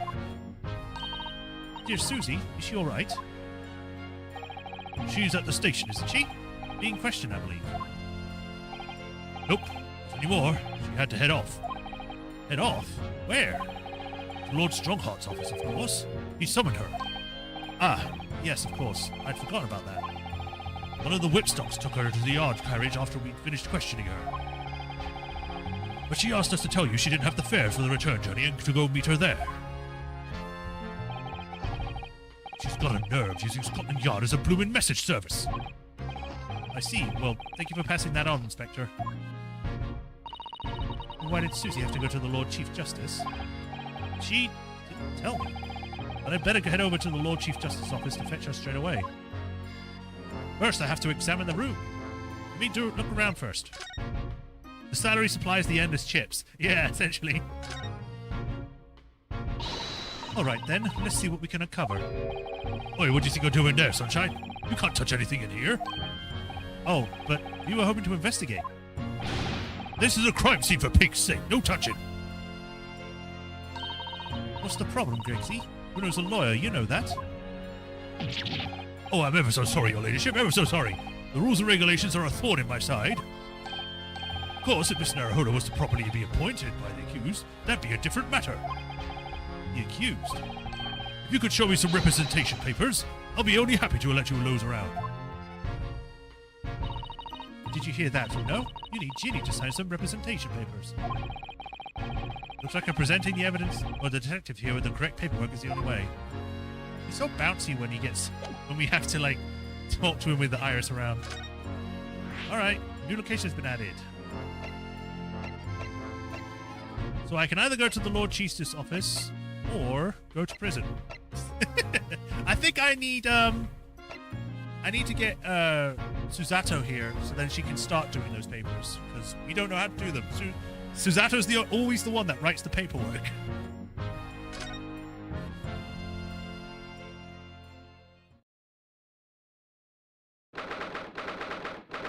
16th of April, British Supreme Court, Lord Chief Justice's office. Yes. It's been a while since we were last here. How many times I come here, I always get the same sense of oppressiveness somehow. Do you think the place is oppressive? I think it's normal. How so? I mean, look at that suit of armor over there. You can take that seriously, can't you? Maybe it thinks the same about you?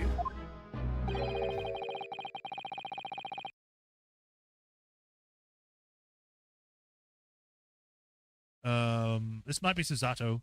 So everything is clear with regards to tomorrow's arrangements, I trust? Yes, thank you very much. It might be the other way around.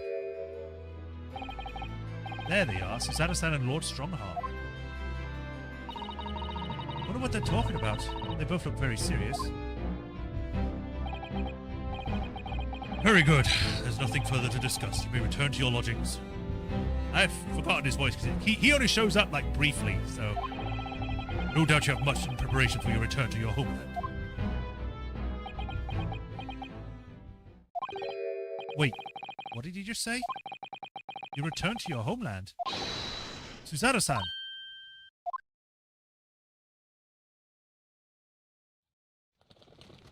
Birds! Oh, Mr. Naruhodo. What was that all about?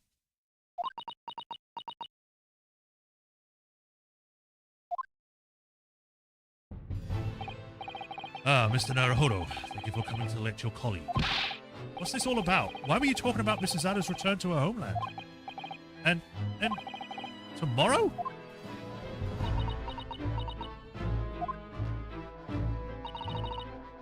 Tomorrow? But what about Ginny's trial? You mean... she's been formally charged now? Oh dear.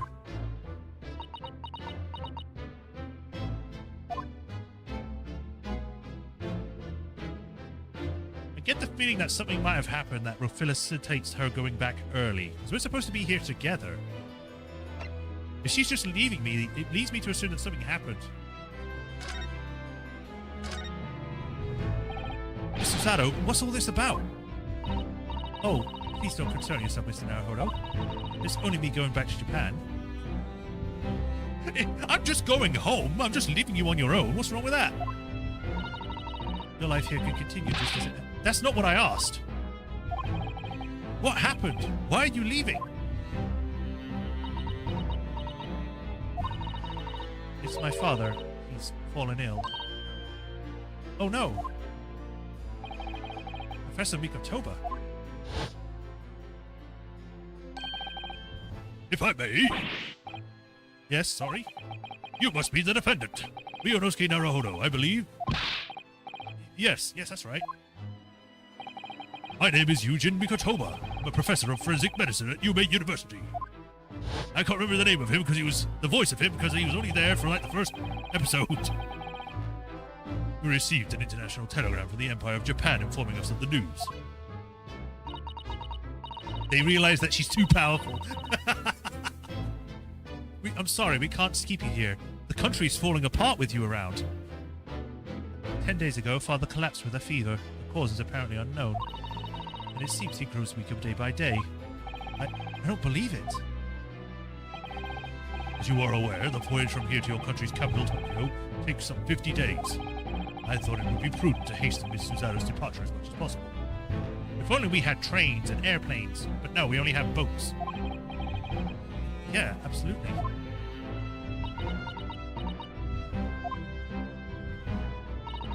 I will leave London first thing tomorrow morning. I can't believe this is happening. You gotta give her a hug before she goes. It says like, I'll welcome you back. As soon as everything's been sorted out and he gets healed, you come back, because I'll miss you. Rather than, okay, I'll see you later, bye. So, Gina has been charged. She'll have to appear in court. Yes, she was formally charged a few hours ago. And the day of the trial has already been set for tomorrow. No, not even 24 hours later. A train from England to Japan. I'm talking about, like, to get across other lands, not, whatever. You know what I meant. Although, to be fair, the only train that goes across from, like, the UK to, like, Germany or something is the train that goes underwater. Oh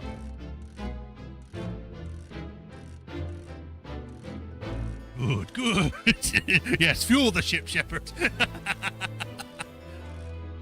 Gina? Ah, yes, the Lestrade girl and the murder of the Baker Street pawnbroker, yes. An all too conspicuous case. Pickpocket was clearly disturbed. Mid-robbery and shot the man in a panic. No, the yard is overstretched as it is, without wasting time on this open and shut cases. It's not wasting time. Ginny would never do something like that. Mr. Naruhodo. Oh, yes, Lord Strongheart? Deference to your fine service to date, I shall overlook this young girl's insolence. But I have no recollection of admitting a child into my office. Leave now. Of course, Lord Strongheart. Criminals will tell the most palpable lies in order to evade justice. Police can ill afford to take the time it takes to unravel untruths, meanwhile more crimes are perpetrated. There are far more serious matters with which to contend.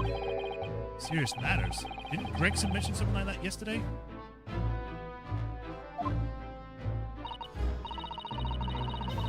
Yes, Inspector Gregson made a similar remark yesterday. It's no concern of yours, though I'm sure I need not remind you of that.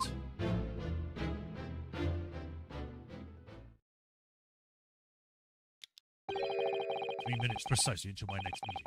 You must excuse me." There's just one more thing, Lord Strongheart. Which is?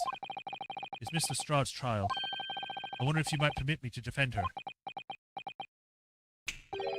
A timely suggestion. Sorry? girl currently has no representation. But that's not fair. Yes, she may be a pickpocket, but she still deserves a fair trial. Do not misunderstand me. The government provides for those too poor to afford representation with a public defender. The accused need only sign the relevant paperwork and a defense barrister will be assigned to the case. However, the young girl in question has refused that right. Why would she do that? A question you do well to direct at Miss Lestrade. You'll find her at the local prison. Yes, thank you. We're going to be able to talk to her within 3 minutes before he goes to his meeting? No, then it is time I was leaving. Good day to you. What a day. Gina charged with murder, Suzaru-san about to leave?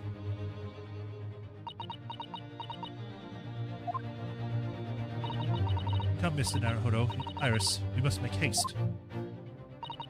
But, Susie, you're leaving for Japan tomorrow morning, aren't you? Don't you have to packing and things to do? As Mr. Naruhodo's judicial assistant, my personal circumstances are of no consequence. My sole purpose remains to help you in whatever way I can. Thank you, Mr. Zato. Oh, whoops, didn't mean to click there. It's a very pensive look.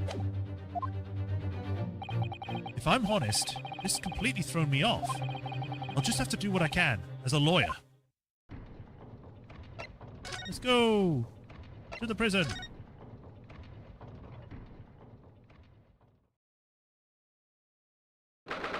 16th of April.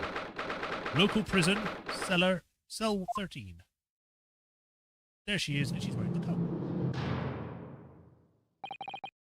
Hello, Gina.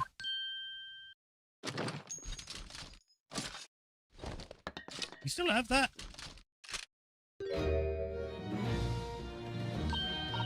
Oh, you still have the grenade launcher Hurley and I made. Wish you wouldn't point at me all the time, though. What are you here for? Ginny, I have a feeling it's because of us that you ended up in trouble. So we were thinking that maybe we might be able to help you. Well, you can't. Sorry? You heard. Get lost. Don't be like that, Ginny. I know you didn't do it. You'd never shoot someone. I just know you wouldn't. You think you know me? Pull the other one. Oh. You ain't got the first idea about the likes of me. I'm a thief. I pinch people's purses when they're walking down the street. That's how I get by. And if I saw my chance, I'd sneak into a pawn shop any day of the week. Just to see what I could lay my hands on. Get it? That's the kind of person I am. But Ginny, I'll be in court tomorrow, they say. So come up. So some cove gave... some cove came by before and said he'd be a lawyer for me, said it was my right or something. But I told him to get stuffed. I don't need no lawyer. I don't need no one. She wouldn't be staring at me any more obviously if she tried. Why are you being like this, Ginny?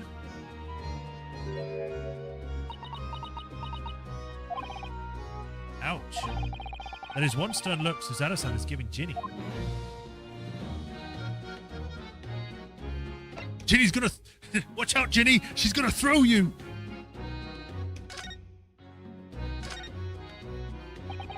I don't understand, Gina. Why did you send the public defender away? He wanted to sign some papers, representation papers or something like that. It's all going to be rigged anyway, the whole trial. They'll pin it on me because I'm a kid. That's what grown-ups always do. Why do you think that? Because that's how it always been for me, growing up in the back slums, my whole life. If you do what the grown-ups tell you, you get your mates dragged off by the coppers, or worse. I've had it before and all, been sold and nearly snaffled on the back of it. You can't trust no one, that's the point. As soon as you do, you're gone to the grass. Dead. Gina, listen. If you like, in tomorrow's trial, I could... Forget it. Ginny, don't you trust Runo? Nah, I don't. Look, I'll ask you nicely now. Just leave me alone. Leave me alone!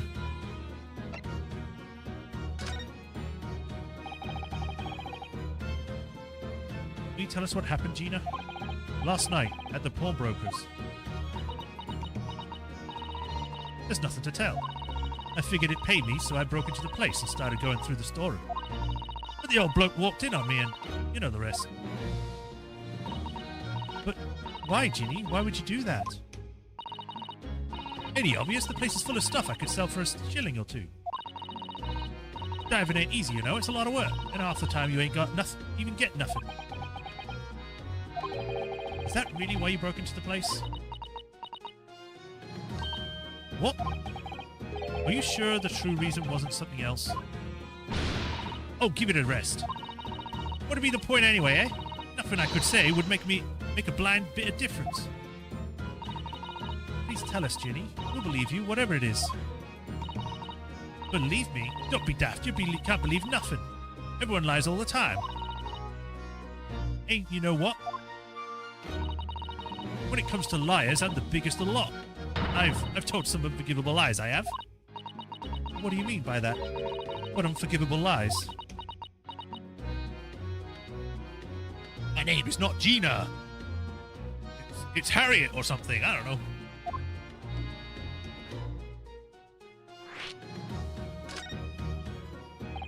What do you mean before, Gina, when you said you were the biggest liar of the lot? Why don't you tell us what these unforgivable lies you are told are? Maybe we can help. Sorry. We're out of time. They're gonna want to question me now. Ginny, please. Oh, yeah. I wanted to give you this. Something to remember me by. It's a cat. A white one. And a snow. Wait, isn't that the snowman that was at the, that corner street where that girl got stabbed in the back? A photographic print of a really adorable cat. Did she turn 18 when we weren't looking? I found it in one of the pockets of his coat. Ain't no point in that me having it. I wonder what a little photograph like that was doing in a pocket of that overcoat. Anyway, don't bother coming again. Bye. Oh, Ginny. I guess we'll see you dead then. Bye. Photograph depicting a sweet little white cat obtained from Gina while interviewing her in prison.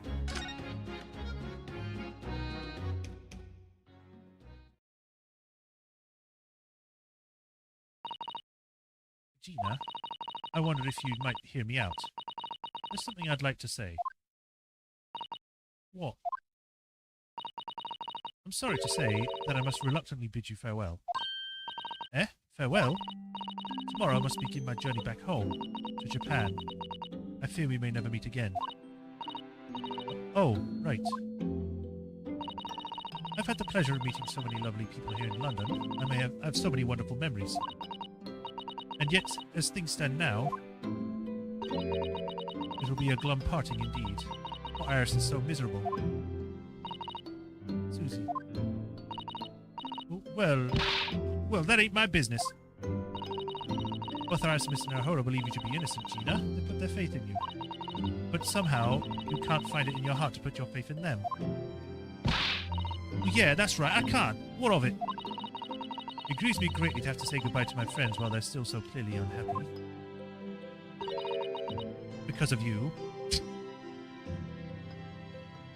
Yeah, get it when it hurts. What? It's my fault? Yes, so I have one final request, Gina, before I pass another cross again. Right here and now, I want you to show both of them that you don't deserve the faith they've invested in you. Eh? Only by doing that will you truly be as alone as you claim to be. What are you talking about? What do you expect me to do, eh?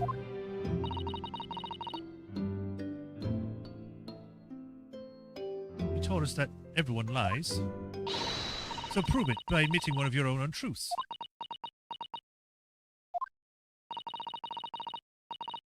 What about you said before, Ginny? You said something about unforgivable lies? You must tell Mr. Naruhodo and Iris the truth now. That is my last request before I leave. My last request is to reduce your assistant.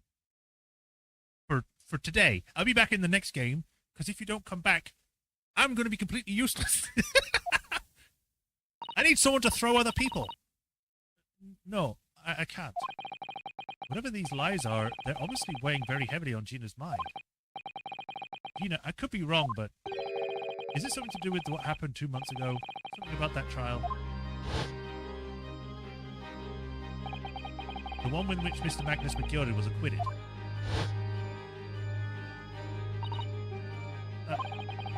Case of that mysterious murder that took place inside the omnibus. You were called as a witness by the prosecution. Is that what this is about? Yeah, you're right. Because in that trial, I lied. I lied like you wouldn't believe. Will you tell us about it now?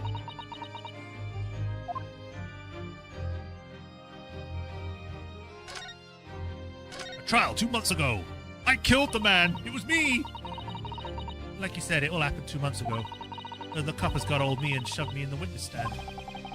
And based on your testimony, Mr. McGildy was declared innocent. Yeah, well, the thing is, I lied about a whole bunch of stuff. I knew it.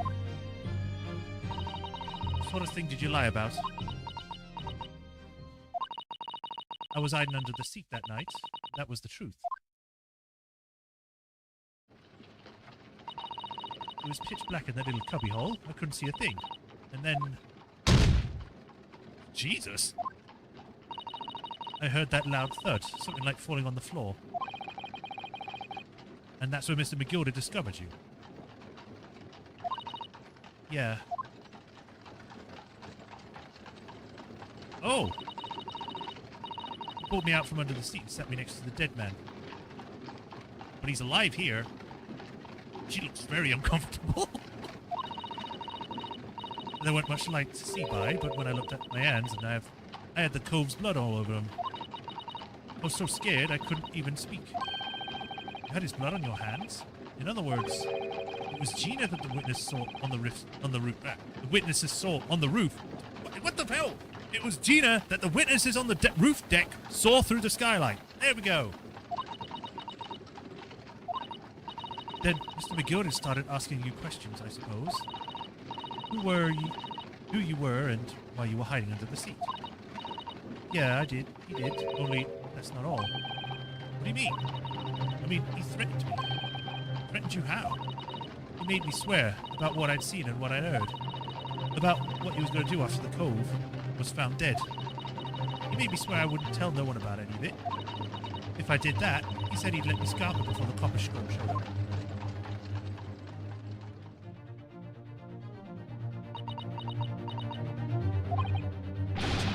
You must tell me that you must tell me what you saw. You just swore you to secrecy about. What you saw, what you heard, everything.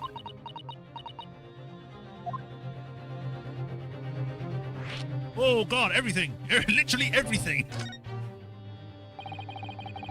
You said Mr. McGilder made you swear not to tell anybody what you saw, but you were in the pitch black compartment under the seat the whole time, weren't you?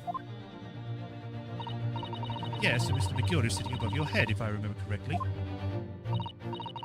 Yeah, that's true, but it was when I heard the thud from the cove in the floor. I let out a little scream, you see, couldn't help it. Mr. McGilder heard and dragged me out of my arm. And that's when I saw it. It was on the floor next to the old geezer's what had been stabbed. A disc, all bright and shiny.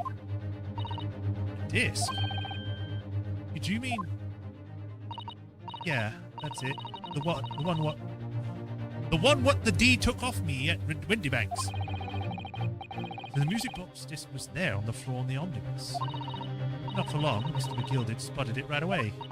He picked it up and smartish and stuffed it inside his pocket. So that disc was in the omnibus 2 months ago at the scene of Mr. Mason's murder. And the bog trogger told me. I went to mutter a word of it to no one.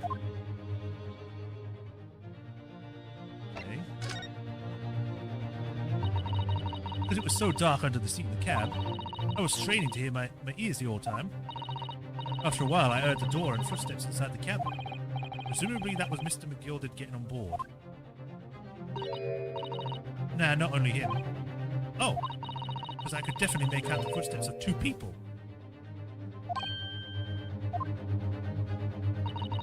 In that case, it would seem likely that it was Mr. McGilded and the victim. Mr. Thrice-Fired Mason. In his testimony during the trial, Mr. McGilded claimed he slept during the carriage ride. But whenever I'm in a carriage, I'm taken with a fierce tiredness, and I always succumb to it. Your own testimony, Gina, supported this. All I could hear was the Irishman snoring.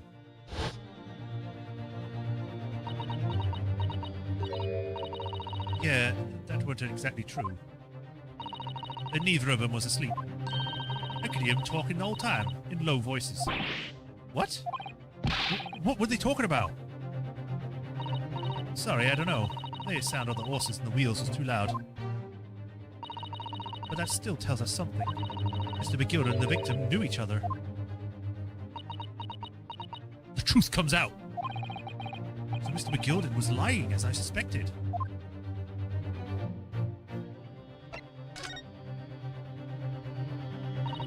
I knew it weren't gonna take long before someone raised the alarm and that the blokey had been killed. Yes, you were quite right. The other passengers on the roof deck noticed very quickly. So, when the cab came to a stop, McGilded told me to hide under the seat again. I climbed in and waited.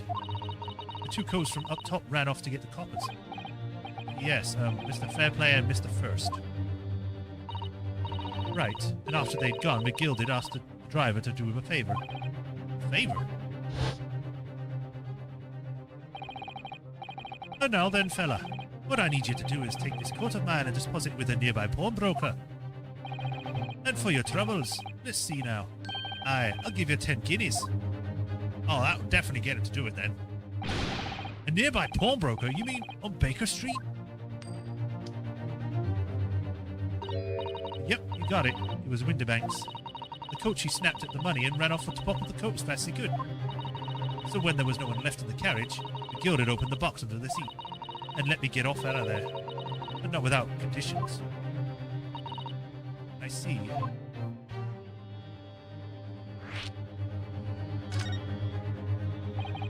What were McGilded's conditions then? For letting you go free, I mean. And not telling a soul, and not for anything. And what I saw and what I heard. And there was something else as well.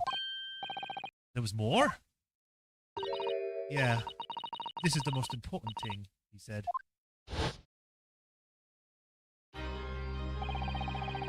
I'm after sending the coachman on a little errand for me with some small change in hand. And now then, did you hear what I asked of him? Did you see anything at all? At all?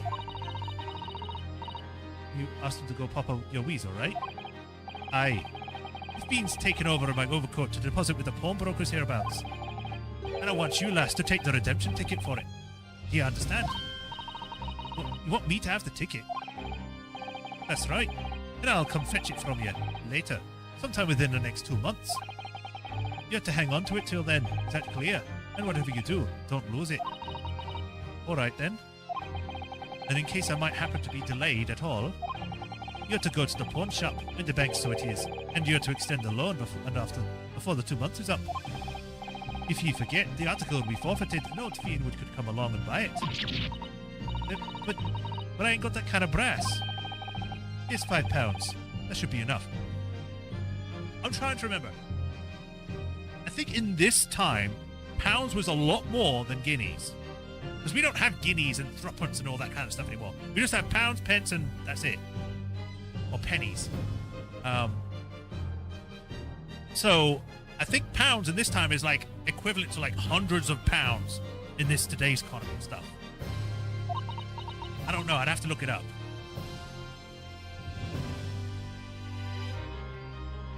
Is a guinea more than a pound? There we go. A guinea was worth £1, one silver, or shilling. £1, 1 shilling. This is the same as £1, 5 pence in modern money. Because a guinea was close to a pound, putting prices in guineas made the price seem less. The price of 39 guineas might look like about 39 pounds. Okay. We're learning today, guys. Do we understand each other, lass? Don't try anything funny now, if you go against me. Yeah, I get it. Good. And one more thing. In a few days from now, you'll be visited by the police, I've no doubt. The coppers? Aye, they'll come asking you to take the stand in court, to testify as a witness. So let's just have a wee chat about that, shall we? What is it that you might say, and what is it that you won't?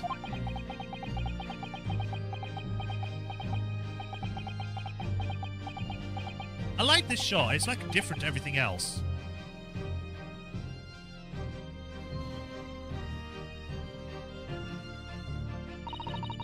After he'd gone over it all, I piked it. Got as far away from there as I could.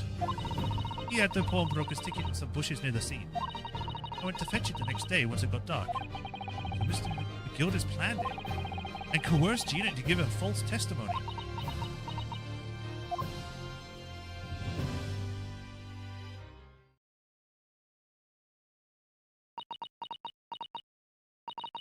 I bet you're ready to string me up, eh? I lied in that big old courtroom. I told some corkers. The thing is, he said he would make it so we couldn't live in the East End no more.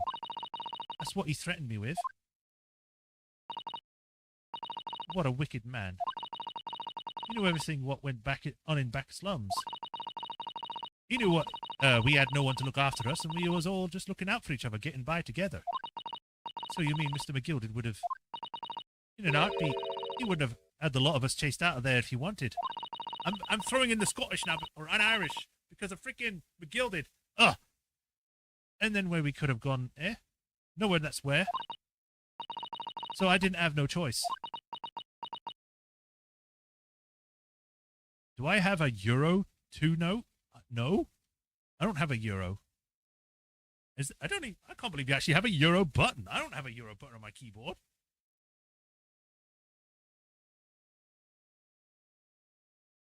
That's a $2, but it's rare. Oh, okay. Thank you, Gina, for telling us everything. But I'm for it now, eh? Go on, admit it. You must be livid. Well, you can make amends by doing me a simple favor. Favor? What? Sign the representation papers for tomorrow's trial. Eh? You don't actually want me to represent you in court, you can rip it up later. But we need that paperwork or we can't investigate. The police won't let us. Investigate what? The scene of the incident last night. Mr. Sholmes was shot, you see. You what? Well, he's having a big operation now, Ginny. Is it bad? Is he going to be alright? Sholmes is going to be alright, right?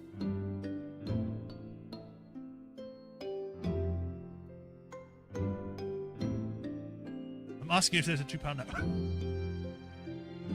Okay, because it's like every single time you're typing it, for some reason in the chat, it's showing up as either a euro and then a $sign. So, if there's a £2 note, I don't think so. I know there's a £2 coin.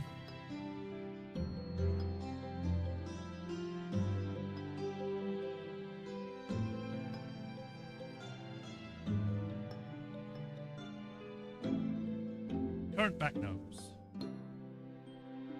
No, there isn't. It goes 5, 10, 20, 50.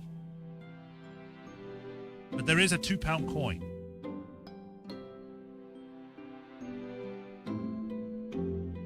Is it bad? We already did that.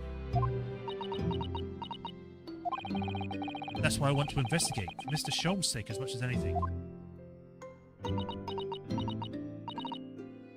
Right. So what you're saying is, if I sign that bit of paper, everyone's happy? Is that it? Something like that.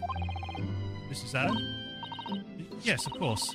I have the representation papers here.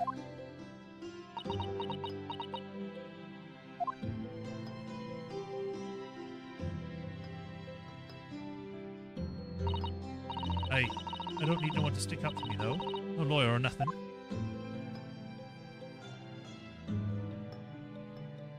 The common denomination for dollars is 1, 5, 10, 20, 50, and 100. Seems kind of a bit much. Why would you need a $1 note? Just do it in a coin. Save space. Save paper. Well, then again, most paper bills have now been swapped to like the biodegradable like plastic ones. That makes them tougher somehow. Poor Ginny, she seems so lonely. Representation papers have been added to the court record. I imagine that because she's illiterate and doesn't know how to write or anything, write or read, she's just like put like a squiggled line because she doesn't know how to write it or write her name. The paperwork signed by Gina to put me in charge of her defense, showing this to Scotland Yard detectives gains us access to the crime scene. Well, at least that should mean we can investigate the scene at Winterbanks now. Yes, and perhaps we can come back to visit Ginny when we're done there. To be continued? I feel like we finally cracked Gina. She's opened up to us at least. But now I have her representation papers, and no one else just knows what a responsibility that is. Anyway, for now it means Inspector Gregson can't stop us from investigating Winterbanks. Although something tells me he's not going to be happy about it. Alright, cool. I'm kind of surprised that they're splitting it up this much, though. Usually they try to fit it all in one thing. I appreciate it doing this. It's just, it makes me think that there's going to be a big thing that's going to happen that's going to take a lot of time, so they need to split it up so it doesn't get as stretched out as the other cases. Like, I've never seen Investigation Part 4.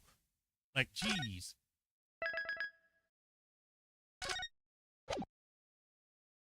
At least this early. And that is the great place to stop. We shall find how deep the rabbit hole goes as we continue this next time. So, exit game. Oh, no, don't save. I did the wrong button. Yes, you want to quit. Yes. All right, and we shall pick this up next week, Tuesday. So look forward to that. Oh, yes, I know I am, because I'm getting really invested in this one. I mean, I was invested before, but I'm like, what's going on? This looks like we're going into a deep and dark mystery. And I was right on the title. She did try to thieve something. And then she stole everyone's hearts, I guess, as well. Because everyone wants to help her, even though she doesn't want their help or doesn't trust them. It's kind of a part 5. Oh, God. It's going to be interesting. But yeah, we shall pick this up next week, Tuesday, where we'll see what we can get up to, what we can learn in the crime scene, and then possibly even start doing the trial if we end up getting to that point without Susato. Oh, man. It's going to be the first time we do a case without her. We've got to prove ourselves as a true lawyer in that case. But yeah, we shall do this on Tuesday. Tomorrow I'll be back with more Dying Light. I get the feeling we're getting towards the end of that game just by how it's going, but we shall see how that goes. Again, I'm still on the fence on that game. Like I'm going to be just playing it through to the ending of it now, but I'm still undecided whether I like it or not. There are some things I like, some things I don't, but yeah. But this game, yeah, definitely like this game. Judging by how long it's going, I'm getting the feeling that this is going to go into a really deep topic or something, so that'll be fun to see. But yes, thank you all for joining, everyone. Hope everyone enjoyed today's stream. As usual, if you have not already, like, follow, subscribe to those bell notifications so you know when our next stream. And if you want to help support me, stick to Patreon and tips. They do help a lot, and if you do become a patron, you get a name added to the patron list here, where I give you a shout out of every stream, like I do with Hiroru Kuni, the Soulmaster 37, and Rafatron 2000. I think with continued support, I greatly appreciate you all, and you all go back to Japan while I stay here and do all the work. But yeah, that's it for today. Y'all have a nice rest of the day. Y'all take care, and I'll see you either tomorrow or next week. Until then, have a good one. Bye, everyone. Bye, Rafatron. Y'all take care of yourself.